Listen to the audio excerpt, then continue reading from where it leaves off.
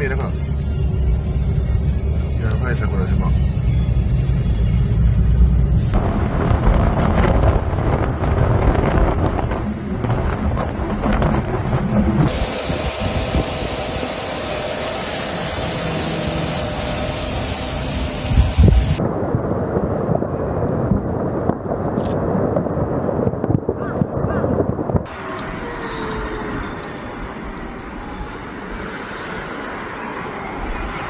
At 5 o'clock this morning local time, Sakurajima Volcano in southern Japan's Kagoshima Prefecture began erupting. 7 hours later, it still has not stopped. The city of Kagoshima, home to more than 600,000 people sitting just 4 kilometers from the crater, is buried under a thickening blanket of volcanic ash that is turning daylight into something closer to dusk.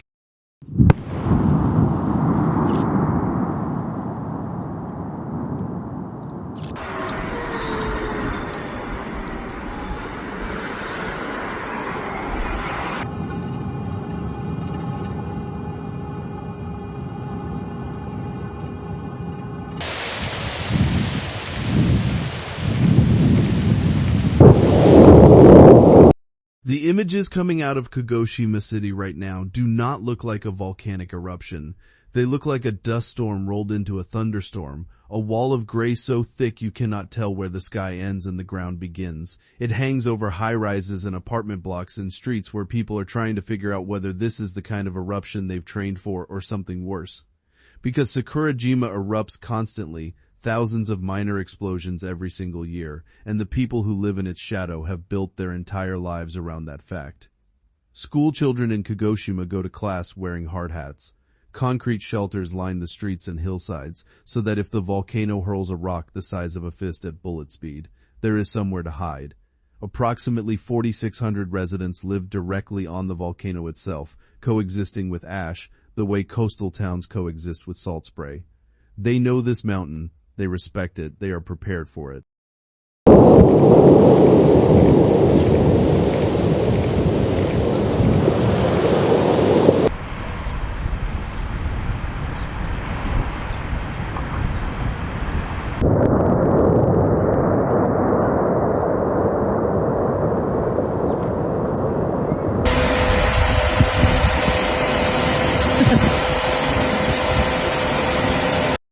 But what is happening today is not a minor explosion, not even close. The eruption that began at 5 a.m. has been continuous, its intensity rising and falling in waves. The ash plume it has generated is climbing toward at least 12,000 feet, roughly 3,500 meters, which would match the eruption that occurred on May 8th and sent a column of debris miles into the sky over the prefecture. The Japanese government has now issued an official ash fall warning for Kagoshima City. Given that the streets are already coated and the air is already gray, it feels less like a warning and more like a confirmation of what everyone can see with their own eyes.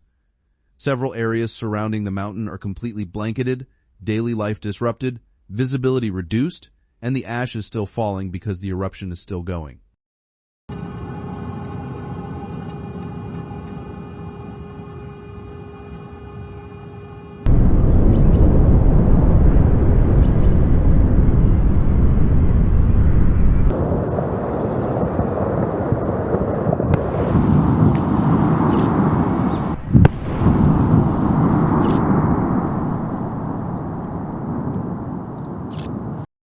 That number, 7 hours, is still climbing. Sakurajima sits at an elevation of 1,117 meters, about 3,665 feet, and its summit is divided into 3 main peaks. Kita-dakai to the north is inactive, Naka-dakai sits in the middle, and Minami-dakai, the southern peak, is the one that has been in a state of near-constant eruption for decades. It is the one responsible for the thousands of annual explosions, and the one that is responsible for what Kagoshima is dealing with right now. The volcano was once an island, separated from the mainland by the waters of Kagoshima Bay. Then a massive eruption in 1914 sent lava flows so enormous they physically connected the island to the Osumi Peninsula, turning Sakurajima from an isolated volcanic cone into something you could walk to. That 1914 eruption remains one of the most significant volcanic events in modern Japanese history, and it reshaped the geography of the region permanently.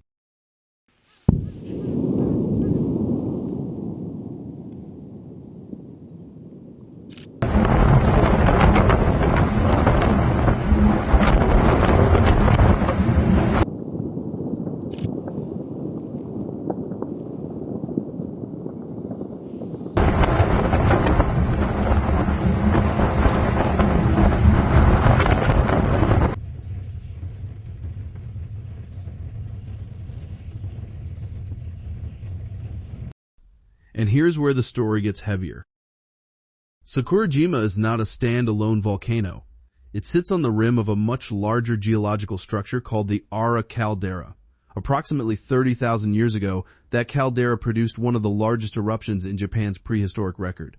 It was an event so massive that everything happening at Sakurajima today, everything that happened in 1914, every one of the thousands of explosions recorded year after year, is tiny by comparison. The current eruptions are, in geological terms, the mountain breathing. The Aira caldera event was the mountain screaming. Nobody is suggesting that today's eruption is anything close to a caldera-scale event. The Japanese volcanological authorities, who monitor Sakurajima as one of the most closely watched volcanoes on Earth, precisely because 600,000 people live within spitting distance, have not indicated that kind of escalation.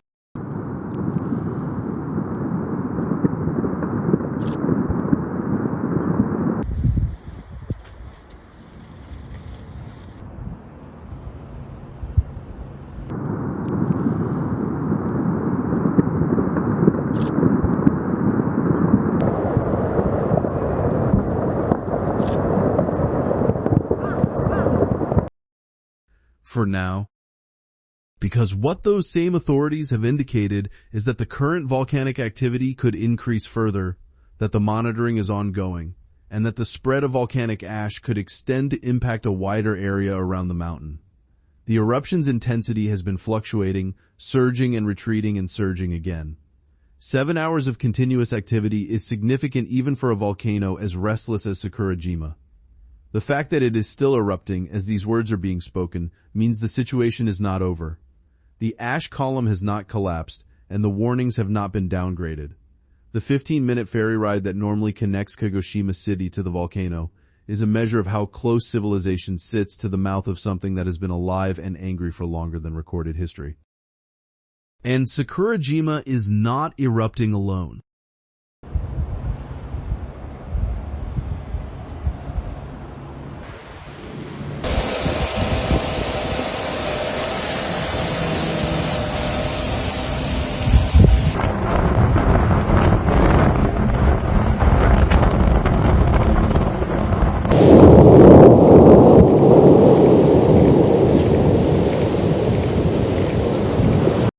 Multiple volcanoes across the globe are active right now, a reminder that Earth's volcanic systems do not operate in isolation.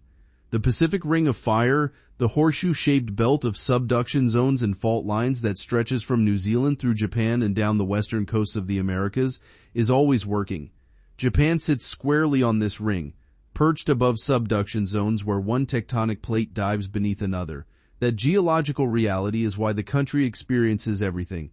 Mega-thrust earthquakes, tsunamis, volcanic eruptions, sometimes all of them feeding into one another in a chain of consequences that can last for years. The 2011 Tohoku earthquake, a magnitude 9.0 event, triggered a catastrophic tsunami in the Fukushima nuclear disaster. It originated on one of these subduction zones. Recent findings have suggested that the conditions which produced that disaster were not random, that something structural in the fault made it possible, and that similar conditions could exist in other subduction zones. That includes the Cascadia subduction zone off the coast of the Pacific Northwest in Canada and the United States. That is a thread for another time, but it is connected to the same system that is feeding ash into the skies over Kagoshima right now.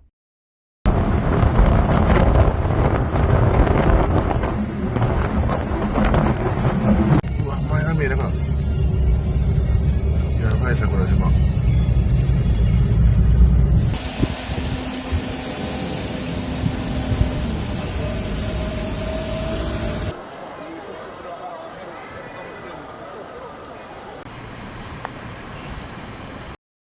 What matters at this moment is that the people of Kagoshima Prefecture are living through an eruption that has lasted the length of a workday and shows no clear signs of ending. The ashfall is significant enough to warrant government warnings for a city of more than 500,000 people. The volcano responsible is one that has been building toward moments like this for decades, sitting on top of a caldera that has proven 30,000 years in the past just how violent it can truly be.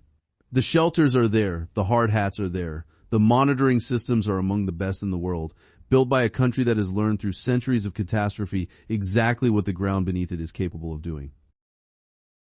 Tonight, Sakurajima is still erupting.